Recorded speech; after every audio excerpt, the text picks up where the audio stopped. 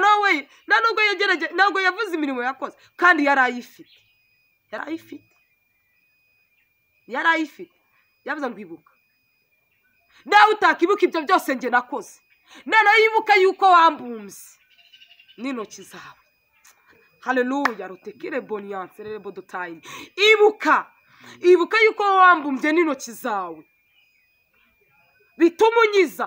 Ngo se ngo wakibuka yuko hejuru hatubwiye ngo Yobu ngo yabwiraga Uwiteka aramubwira ngo se uribuka yuko ngo amagufwa yanjye yabumbwe n'intoki zawe. Kwizera kwawe kwaratakaye, ndetse niyo umuntu akubwiye ngo urakize bitewe n'uburwayi marazemo igihe uba wumva ko ari kukubeshya. Ariko uwo mugore yabimaranye imyaka 12 ariko yararindiriye nde Kristo wenyine. Ese wowe urindiriye nde? Aho nurindiriye dogiteri? Numva ko gusubizwa kwa wari uko uzahura n'umudogiteri ukomeye. Ariko hejuru y'abadogiteri tuzi biza amashuri akomeye, tuzi ko bavura bigakunda. Hari imbaraga z'Imana ishobora byose. Hari undi mudogiteri uri hejuru y'abandi badogiteri. Hari umudogiteri ukuvura indwara muganga ari kukuvura kubaza wagakozaho ikiganza ugakira. Muganga ukuvura atakubaza kandi indwara urwaye kwa muganga barakubwiye ko ugomba kubagwa. Umuganga ukuvura uturiye indege kandi barakubwiye yuko kugira ngo ukire ukuzura indege ukajya guhura n'abo mu Buhinde n'abo mu bihugu bikomeye bize bafite uko bavura. Ariko we nagaruka bigenza. Yesu ashimwe. Nagaruka bigenza. We aho uryamye, aho wicaye yavuga ngo kira. Ibaze nimba umwenda wa Kristo ubasha gukora imirimo n'ibitangaza. Ibaze nimba uwo mugore yarizeye umwenda Kristo yambaye akavuga ati uyu mwenda ndamutse nkukozeho, uyu mwenda nkukozeho gusa ndabizi neza imbaraga ziri muri we ntago ari muri we gusa, nibyo agendana nabyo, nibyo yambaye, n'icyo akozeho birakunda gakira. Ese urumva wowe uramutse wamagaye Kristo ngo nyiza? Amen. Nyiza niki cyamubuza kugukiza? Urumva ikintu cyarengeyeyo yaravuze ngo ibuka. Wowe uri kwibutsa Imana, gira ikintu wibutsa Imana muri aya masaha. Ongera ugira ikintu wibutsa Imana muri aka gahu Uwiteka gutije. Muri iki gihe abantu benshi bihugiyeho bari kureba iby'ibi byorezo byaje, ariko ibi nabyo byarahanuwe.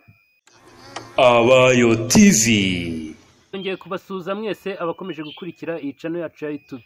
Nkuko bisanzwe rero Imana igikunda kutuzanira abakozi bayo. Imbere ya kamera yacu murabona umukozi w'Imana yaturarikiye. Mbere yuko dukomeza rero ibindi ndagira ngo atangira twibwira, abwira abadukurikiye mumenye mutumuntu tugiye kuganira ni muntu ki cyangwa se ninde. Ntatinze reka mu ikaza twibwire. Amazina yanjye ni Nyiranizeyimana Dorcas. Andi muramvuga Uwiteka yanyise no Umutesi Dawidi. Uwiteka duhana umugisha kandi ndabasuje mu izina rya Yesu Kristo. Umwami akomeza bikunde tubane muri iri jambo yateguye yasize ku mutima wanjye. Murakoze cyane, Imana ibaha umugisha. Ngira ngo mwamwumviseho tugiye kubana muri aka kanya. Ntatinze rero reka mwakire muri studio za Abayo TV atangira twibwira cyangwa se atangira tugezaho icyo Imana yashyize ku mutima we. Ndumva nta n'ibindi bintu byinshi ndi buvuge, nge ndongera kugaruka dusoza.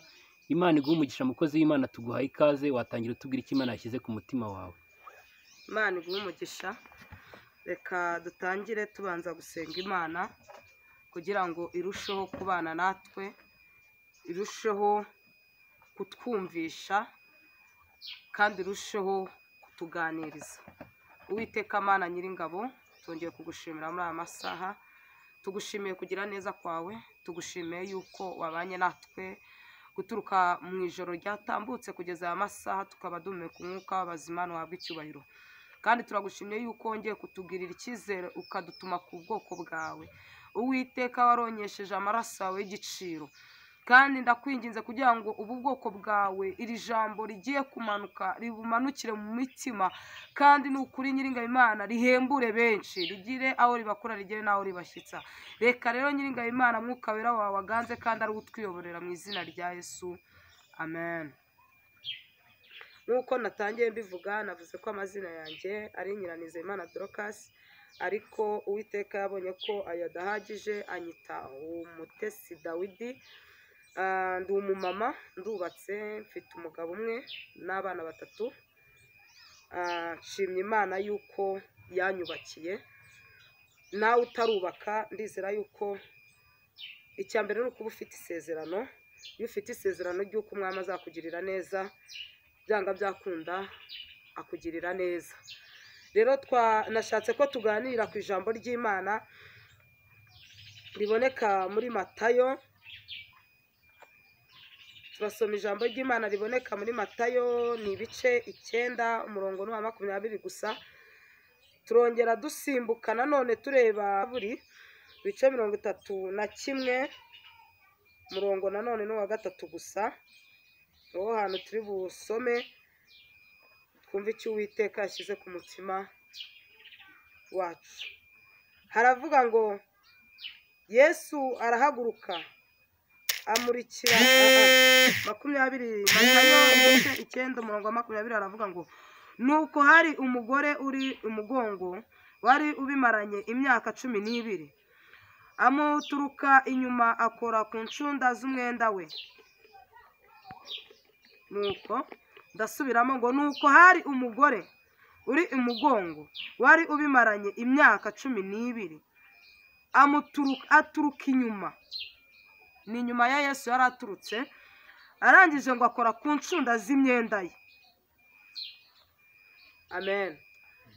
Nagira ngo iri jambo riboneka muri Matayo ibice 9 umurongo wa 20 ni umurongo umwe gusa dusomye, ngo uwo mugore yari amaze ngo imyaka 12 ngo ari imugongo. Nago nawe nzi ikibazo cyawe igihe ukimaranye, nago nzi igihe umaranye ikibazo uhagazemo cyangwa uburwayi ufite, ariko ijambo riratubwira ngo aturuka inyuma ya Yesu. Ese wowe uri guturuka hehe Yesu? Yesu nashimwe. Ngo aturuka inyuma ya Yesu, ngo arangije ngo akora ku ncunda z'imyenda. Ngo yari amaranye ikibazo ngo imyaka 12, ariko ngo akimukoraho hepfo gato aratubwira ngo akimara kumukoraho ngo Yesu ngo arangije ngo yumva ngo hari imbaraga ngo imuvuyemo. Ngo arangije ngo arahindukira ngo aravuga ngo ninde unkozeho. Ngo abigishwa barangije baramubwira bari bamukurikiye ngo ese data ngo ninde wamenya umuntu ugukozeho? Ko turi mu bantu benshi, ko turi mu kivuge cy'abantu benshi, ngo ninde wamenya ugukozeho? Ariko we yari amaze kugira ute kubimenya. Nubwo ufite ikibazo kandi n'abandi babifite ari benshi, ariko ndagira ngo mbwire ngo bitewe nuko uri bukore kuri Yesu aya masaha, bitewe nuko uri bukore kuri Yesu mu gihe uhagazemo, Yesu ashobora kukumva we wenyine. Ngo hari mu bantu benshi cyane, ndetse bari bamwegereye cyane, banamukoragaho, ariko bitewe n'ikibazo yari afite uwo mugore wari umaze imyaka 12, ngo yamukozeho Kristo ahita abyumva, aravuga ngo arahindukira ngo ninde unkozeho. Baramusubiza ngo ninde wamenya ugukozeho, ngo ko turi abantu benshi ahangaha. Ariko we kuko yari amaze kubyumva ikibazo, mbese bari bamukoze ari benshi, ndetse bari bafite n'ibyo bamushakaho, ariko Kristo warangira avuga ngo ese ninde unkozeho? Ntabwo uwo muntu ari uko yarakoze kuri Yesu, ahubwo ni uko ikibazo cyari kiri muri we.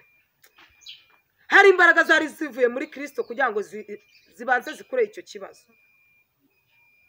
Hari imirimo yari ikorotse kuri uwo muntu, niyo mpamvu Kristo yahise abyumva vuba, aravuga ngo uwo muntu unkozeho ninde?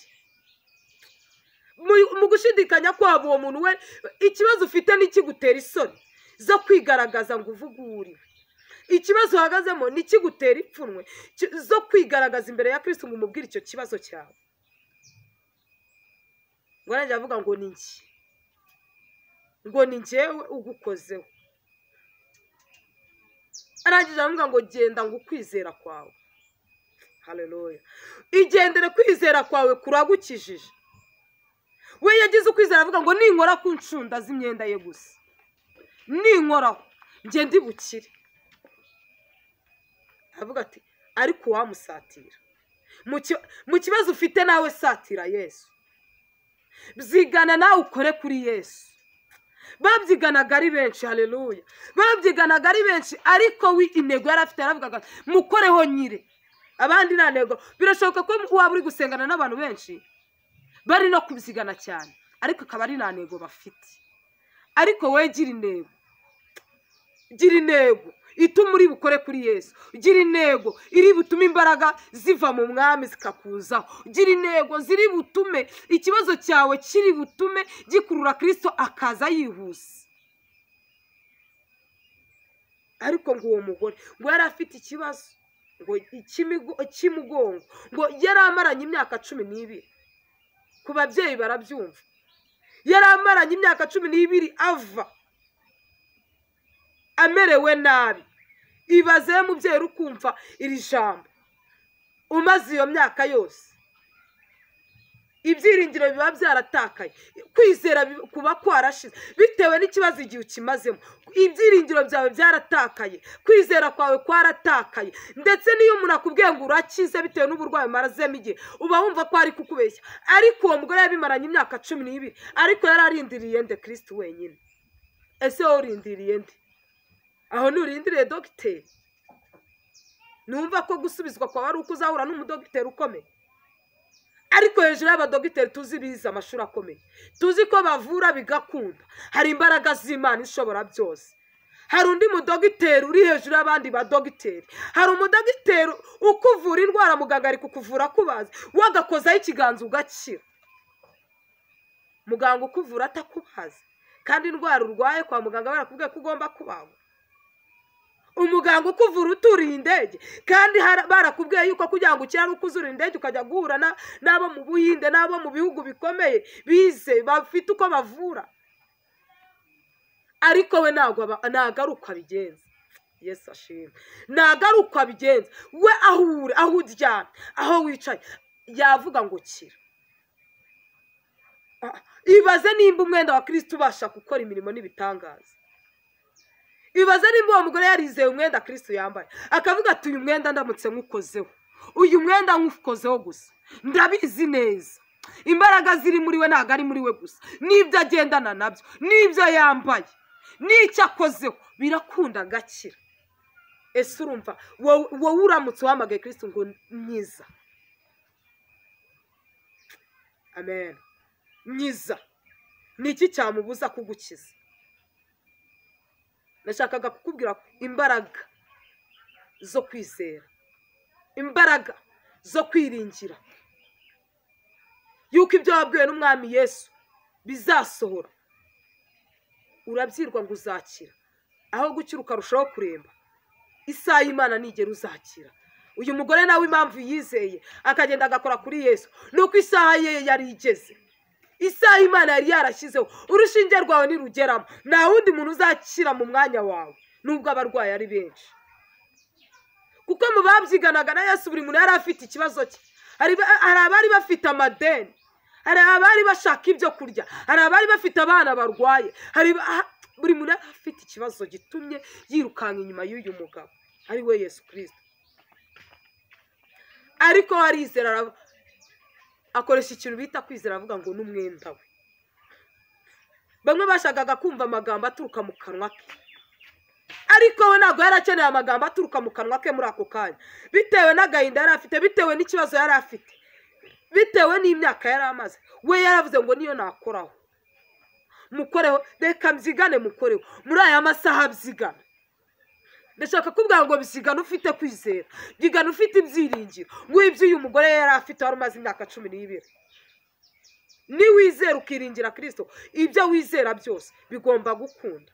Izera, byigana, byigana. Nubwo abantu nubwo uri kugenda aho ugeze hose ugasanga buri muntu wese afite ikibazo, ari gutakira Kristo, nubwo bari gutaka ari benshi, ariko we koresha ikintu cyo kubyigana ufite kwizera. Bari kubyigana ari benshi ariko kwizera ntako bafite. Ariko ndagira ngo uri kumva iki kiganiro, ndagira ngo ubyigane ufite kwizera. Byigana ufite kwizera, byigana ufite kwizera. Indwara ufite nubwo yaba idakira, niyo yaba kanseri, niyo yaba sida, niyo yaba igicu, niyo yaba indwara iyo ari yo yose, byigana ufite kwizera gusa, ubundi ugira ukire. Ndagira ngo nkureme ibyiringiro byo kuvuga ngo izere, kuko ikintu abantu dutakaje muri iki gihe ni ibyiringiro. Haleluya. Abantu benshi batakaje ibyiringiro, ariko ndagira ngo mbwira ngo ongera ugarure kwizera, ongera ugarure ibyiringiro muri wowe, umenye ngo se mbyiganye. nubwo dutaka turi benshi, nubwo dusenga turi benshi, kandi twese dukeneye kugirirwa neza n'uyu mugabo turi guhamagara ari we Yesu Kristo. Ese ko bari kubyigana ari benshi bafite kwiringira kungana gute? Reka nje nizere, reka niringire, nongere nkore kuri Yesu. Reka dusome ijambo ry'Imana nanone riboneka muri Zaburi. Turi busoreze mu rindi jambo ry'Imana riboneka muri Yobu ibice 10 no muri Esiteri. Ariko ahantu haratubwira ngo ni muri Zaburi ibice 31, ni umurongo umwe gusa wa 3 nanone turi busome, utubwira ngo unegere ugutwi utebuke unyize, umbere igitare gikomeye, inzu y'igihome yo kunyiza. Iri jambo rongera ndisubiremo. Tumaze kumva ngo umugore wabyiganaga ngo ashaka gukora kuri Yesu bitewe n'uburwayi yari afite, yari amaranye imyaka 12, we birashoboka ko ndayirengeje. Ariko muri Zaburi harongera aratubwira ibice 31 ngo umurongo wa 3 ngo unegere ugutwi utebuke.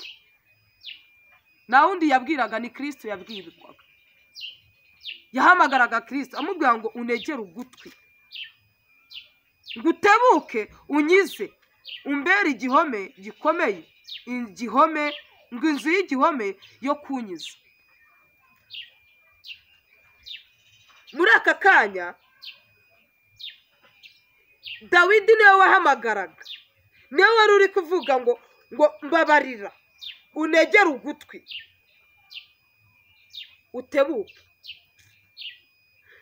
Birashoboka ko wasabye Kristo ko agutegera ugutwi, ariko akagutegera ugutwi agatinda, akamara igihe mu kibazo cyawe washakaga ko gikemuka mu minota mike, ukabana ukimaranya amasaha, ukabana ukimaranya iminsi. Ariko Dawidi warangira avuga ngo mbabarira unegere ugutwi. Ese muri iyi minsi uri kubwira Kristo ngo atege iki? Haleluya. Ngo aravuga ngo unegere ugutwi, unegere ugutwi ngo utebuke. Reka muri aya masaha iri jambo wumvishe wongera uhindura isengesho, ubwira Uwiteka ngo negere ugutwi kandi utebuke. Birashoboka ko wabwiye Uwiteka ngo negere ugutwi, ariko ntushireho gutebuka. Arangije gutegera ugutwi arakumva, ariko muri aka kanya ongeraho gutebuka, ngo utebuke unyize. Haleluya. Ngo utebuke unyize, umbere igitare, umbere igihome. Mbese atebuka kubere muganga, atebuka kubere igisubizo mu kibazo, atebuka kubere inkingi. Mbese atebuke mu kwambara ubusa kwawe, Yesu atebuke. Mu gusonza kwawe, Yesu atebuke. Mu kibazo cy'uburwayi umaranye igihe, Yesu atebuke. Mbese mu kwangwa n'inshuti, Yesu atebuke. Birashoboka ko utabanye n'abavandimwe cyangwa abaturanyi cyangwa inshuti zawe neza, ariko muri icyo kibazo cyawe Yesu atebuke. Ndashaka kuvuga ngo ngera uhamagare Kristo umubwire atebuke.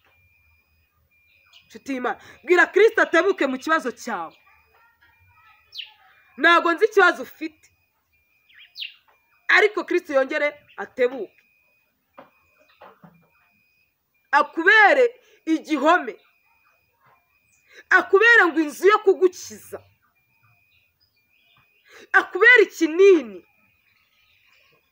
Ibyo wahawe na muganga bishobora kuba nta kintu biri gukora, ariko Kristo yongera akubere iki? Akubere ikinini. Birashoboka ko inshinge watewe igihe kirekire ntacyo ziri kugufasha, ariko akubera urushinge.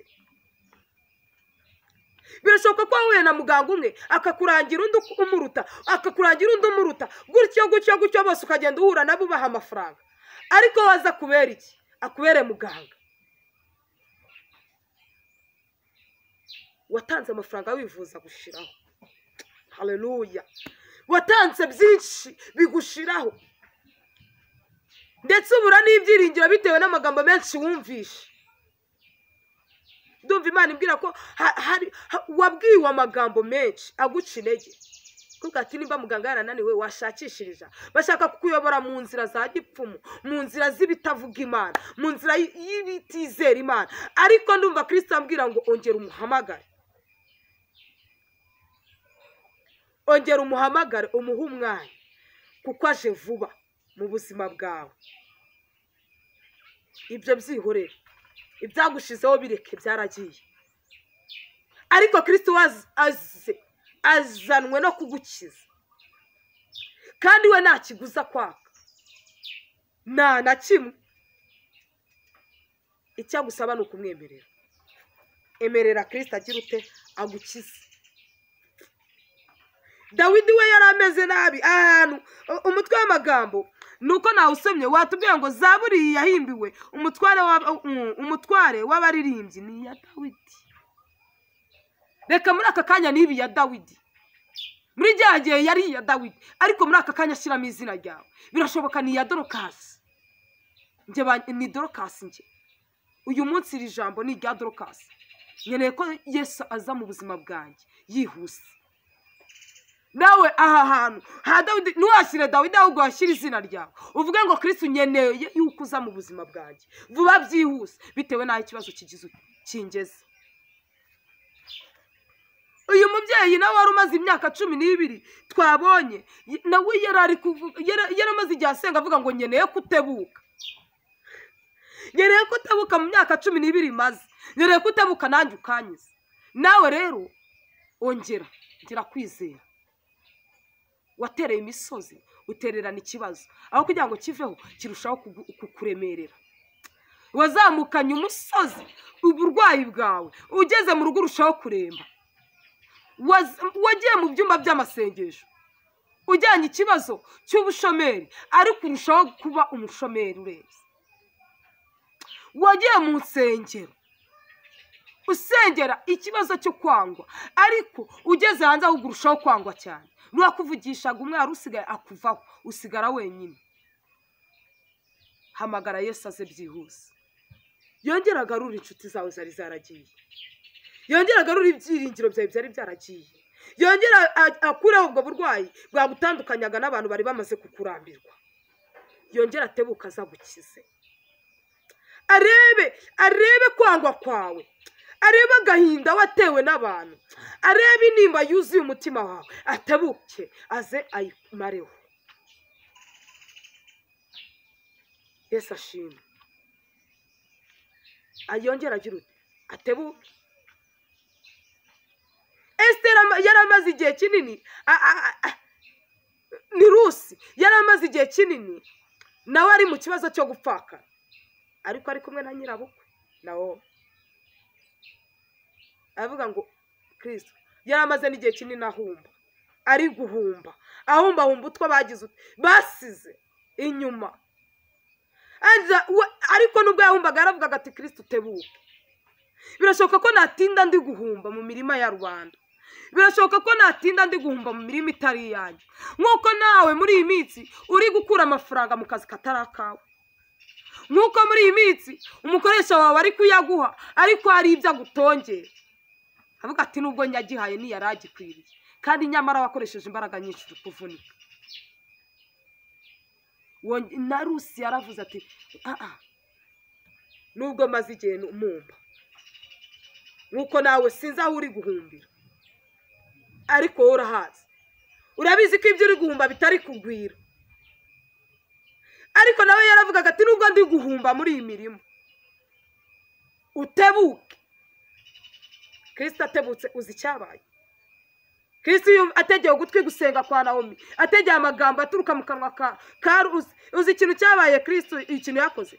Yaratebutse imirimo ibiye. Nawe Kristo yatebuka akaguha kwikorera ko wari umaze igihe ukoreshwa. Nawe Kristo yatebuka uko wari uri guhumba utufaranga ngo ujye kwivuza, yatebuka ukongera ugakira. Reka twisomere ijambo ry'Imana. Katusome ijambo ry'Imana. Ariko ndashaka kukubwira ngo ongera usenge, ongera uhamagara Imana. Gira Kristo atebuke. Mu kibazo cyawe Kristo natebuke.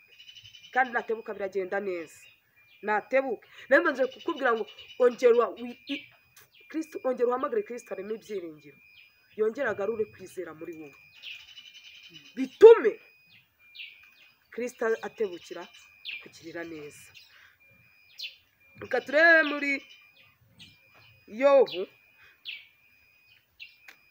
yobu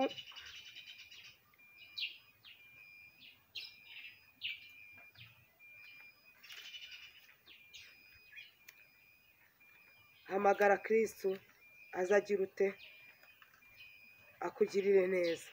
Hamagara Kristo yongere agarure ikintu bita ibyiringiro, kuko nawe yaravuze ngo ese ngo mufite kwizera guto cyane ngo kungana n'akabuto ka sinapi. urumva ikintu twabuze iki? Ibyiringiro.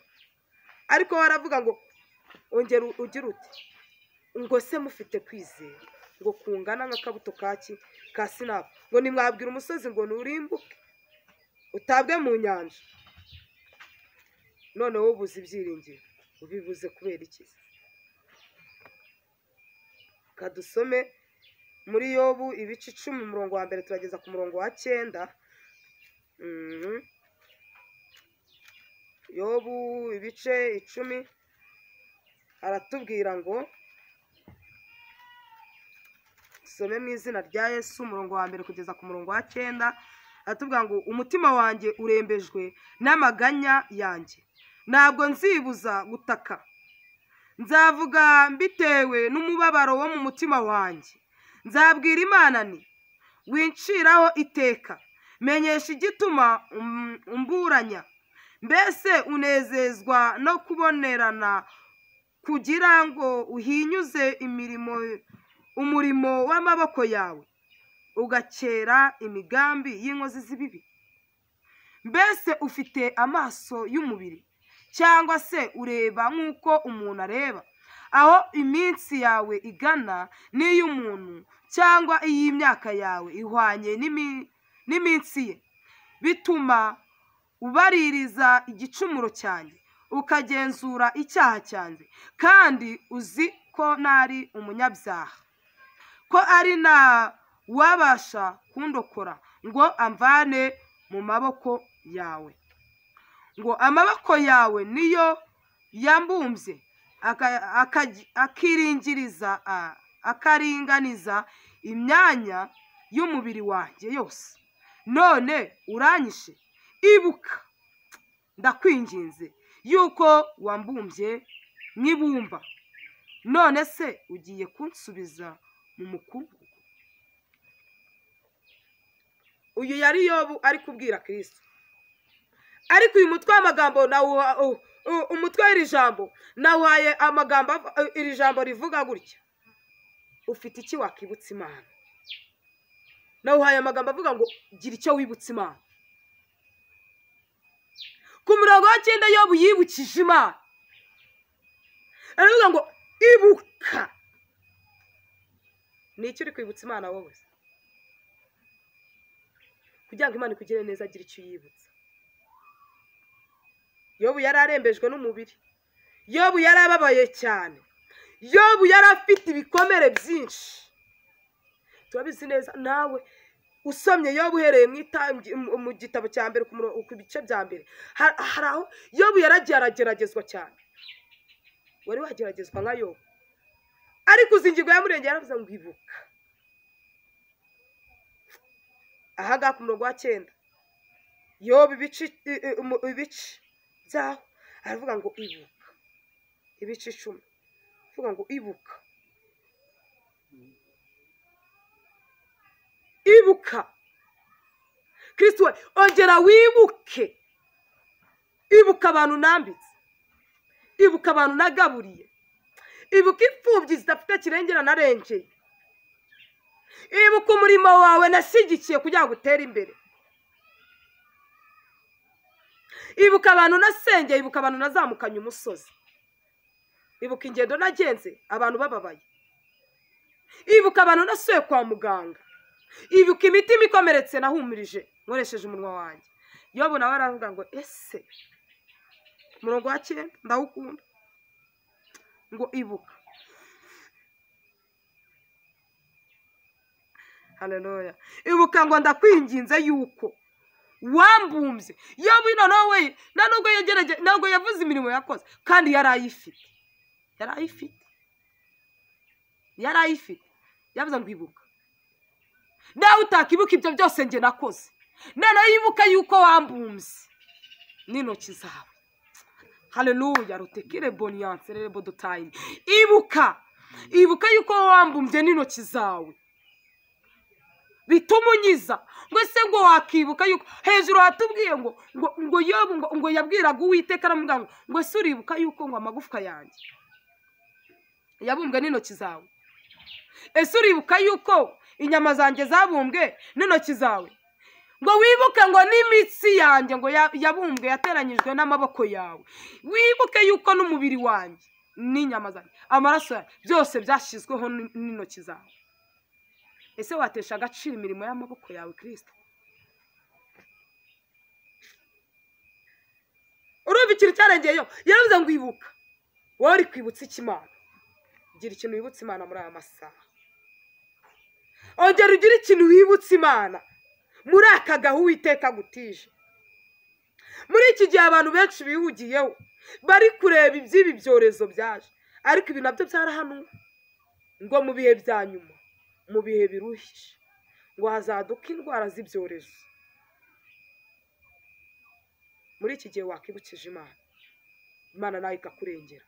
Wakwibukije Imana ikaguha urukingo ruruta izi nkingo ziri kuza. Ufite ntacyo ufite wakibutsa Imana. Nimba ntacyo ufite wakibutsa Imana, ongera uyibwire ngo ese uribuka yuko wambumbye n'intoki zawe? Uribuka ko mu bakuvuniye, mu batumye uruha ukaruhuka ku munsi wa karindwi nanjye ndimo? Ongera wibuke. Mu itangiriro haratubwira ngo Imana yongera kurema, ngo irema umuntu ngo n'intoki ze, ngo irangije muha ubushobozi, ngo irarema, ngo igeze ku munsi wa karindwi irongera iraruhuka. Yibutse yuko yakuremye. Nimba nta mirimo ufite, ongera wibutse Imana ko yakuremye n'intoki zayo, kandi mu batumye iruha ikaruhuka nawe urimo. Yongere mu buzima bwawe, yongere igaruke, wongere. Ibutse Imana. Kandi hatubwiye ngo mbese ufite amaso y'umubiri. Umva ibintu Yobu yibutsaga Uwiteka, ngo mbese ufite amaso y'umubiri ku buryo utangirira neza.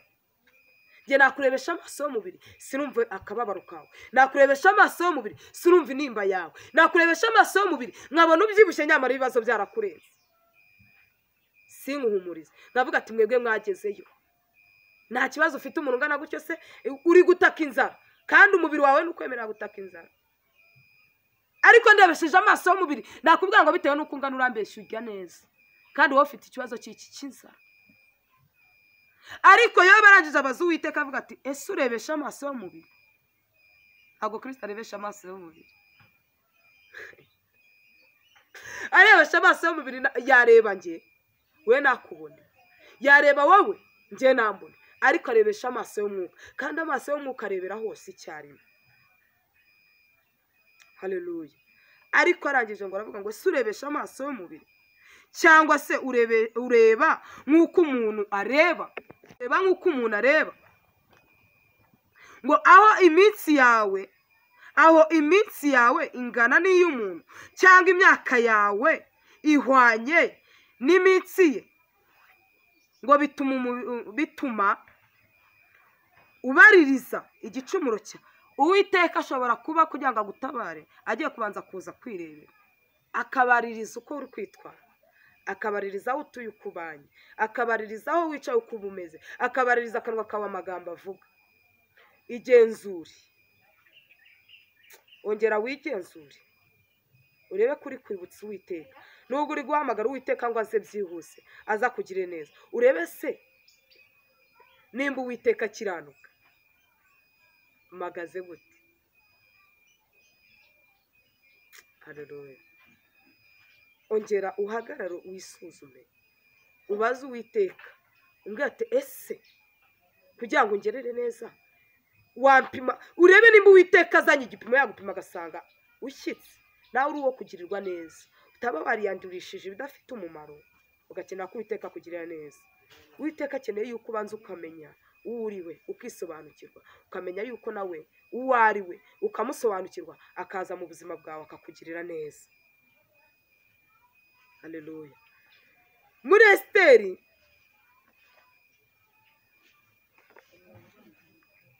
Esiteri ho haratubwira ni ijambo riri muri Esiteri. Moridekayi ubwo yari ari ku irembo, cyangwa Esiteri ubwo yagiriragaho umugisha umwami.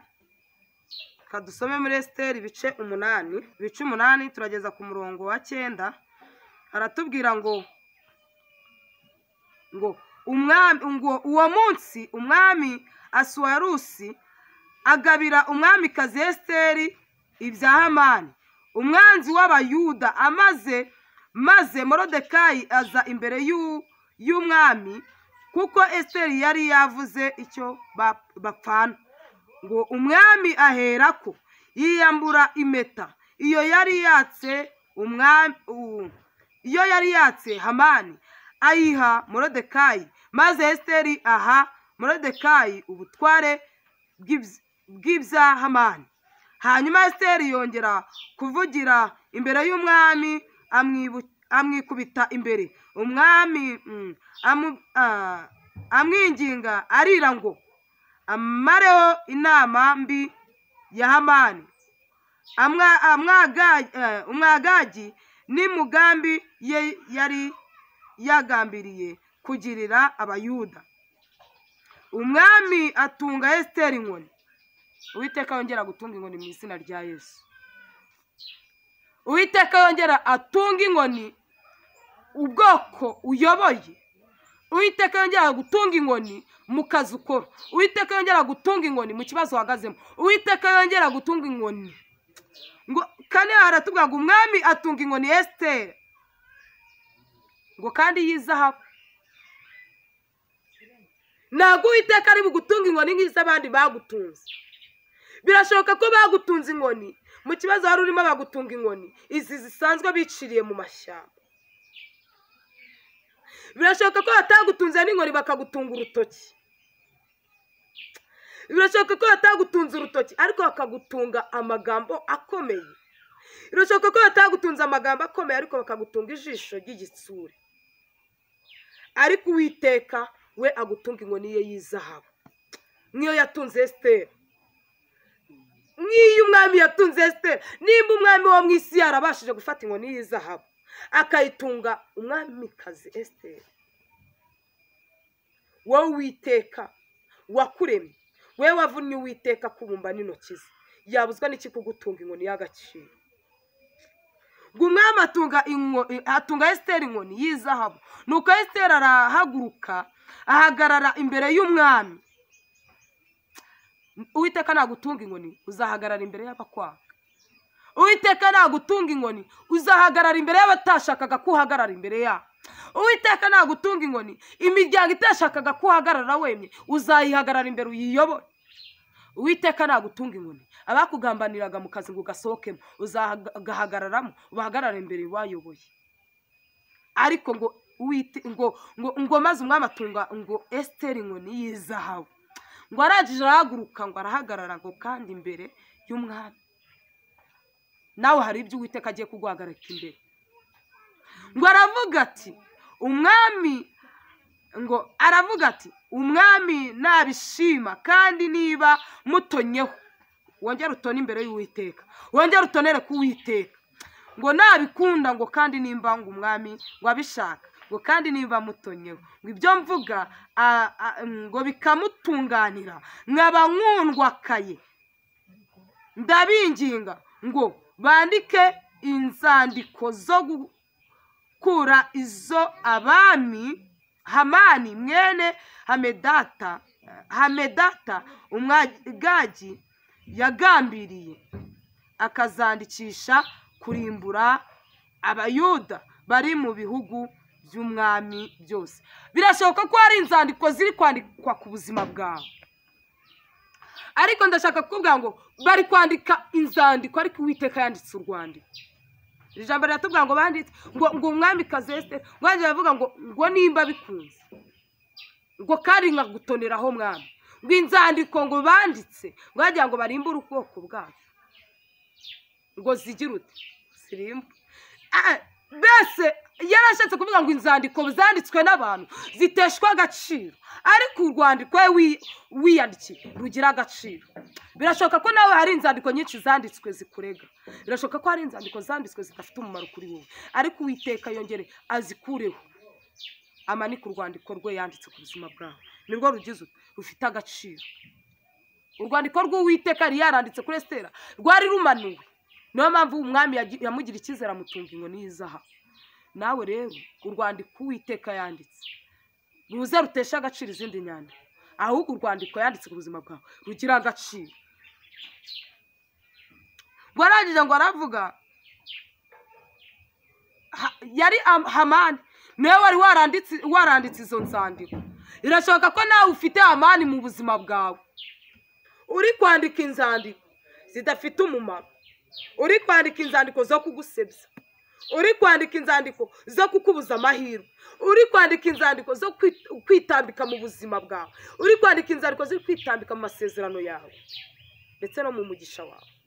Ariko izo nzandiko Hamani uri mu buzima bwawe yanditse, umwami agiye kubura amahoro ku bwawe kugira ngo ziteshwe agaciro. ngo hepfo gato haratubwira, reka tuhasome kuri 6 ngo mbese nabasha ne kwihanganira kureba ibyago bizaba ku bwoko bwacu, cyangwa nabasha ne kwihanganira kuzareba bene wacu barimbuka. Umwami Ahasuwerusi asubiza umwami kazi Esiteri na Moridekayi Umuyuda ati, dore ngabiye Esiteri ibya Hamani, kandi we bamumanitse ku giti muhora kubangurira ukuboko kwe kugirira nabi Abayuda. Muri iri ryararimba aravuga ngo Moridekayi aratabarwa, Abayuda bava ku irembo. Bivuze ngo nawe ugiye gutabarwa kugira ngo hagire ubwoko bw'iwanyu bwongera kugira bukizwa. ngo umwami araje avuga ngo ibya Hamani ngo byose nzeguriye Esiteri, nawe Uwiteka agiye kukugabiza iby'abakwanga, Uwiteka agiye kukugabiza ibya Hamani bakugendaga uruhande, Uwiteka agiye kukugabiza Hamani bakuzenguruka, Uwiteka agiye kukugabiza Hamani bari bakwitambitse mu kazi. Ngo umwami araje ngo aravuga ngo ibintu byose bya Hamani ngo mbigabi, ngo bashatse ngo kumanika ubwoko bw'Abayuda ngo ku giti, ngo ariko muri Esiteri arakomeza akatubwira ngo icyo gihe ngo Hamani ngo yari yarateguye igiti kirekire ngo cyo kumanikaho ngo ubwoko bw'Imana Moridekayi. Ariko ndashaka kuvuga kuri iki kintu gato, uzi ko Imana ijya ibasha guhisha abantu gutabarwa kwawe, yajya kugutabara ikabasiga mu mwanya wari urimo. Moridekayi ari ku marembo y'ibwami yari yaretse Hamani yuko yaba umuzamu, yuko yaba umucakara, yuko yaba mbese yakoreshwa uburetwa bushoboka. Ibyo byose Hamani arabireba, ariko Uwiteka aragenda ashyira ikintu cy'igicu ku maso ya Hamani amuhisha. Uwiteka ahisha Hamani yuko ari igihe Moridekayi azava ku marembo akinjira ibwami. Hari igihe nawe hari ibyo Uwiteka ari kubereka, ibyo uri kunyuramo, ibyo ngibyo uri gucamo nibyo Uwiteka ari kubasha kubereka. Ariko ndashaka kukubwira muri aka kanya, gutabarwa kwawe kurabatunguye, kuratunguranye. Utinze mu kigeragezo, ariko Imana yabahishe igihe uzagisohokeramo, nawe ugiye gusohoka muri icyo kigeragezo.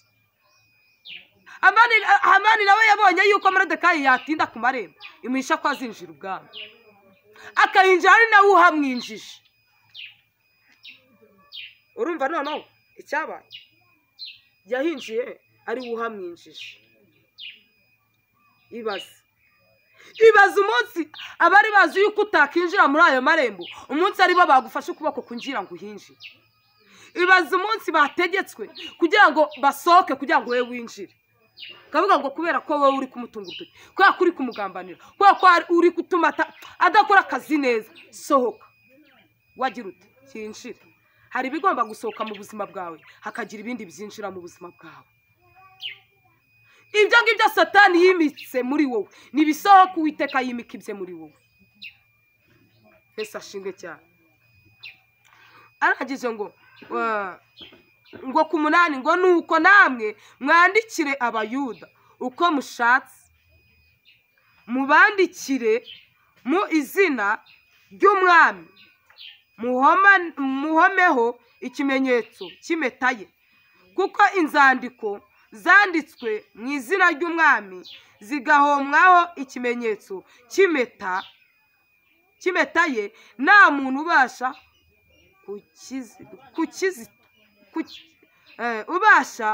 kuzikura. Bishatse kuvuga ngo urwandiko Uwiteka yanditse nta muntu n'umwe ubasha kuzikura urwo rwandiko, nta muntu n'umwe ubasha kurutesha agaciro.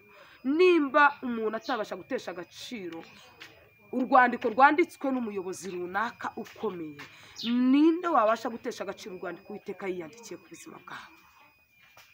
Kubera ko nawe wabasha rero gutesha agaciro urwo rwandiko, ni ikiyo kigiye gutuma ibyo Uwiteka yanditse bigira iki? Agaciro ku buzima bwawe. Habuze umuntu n'umwe watesha agaciro urwandiko Uwiteka yiyandikiye ku buzima bwawe. Niyo mpamvu ibyo Uwiteka akubwiye byose bigiye gusohora ubirebesha amaso yawe.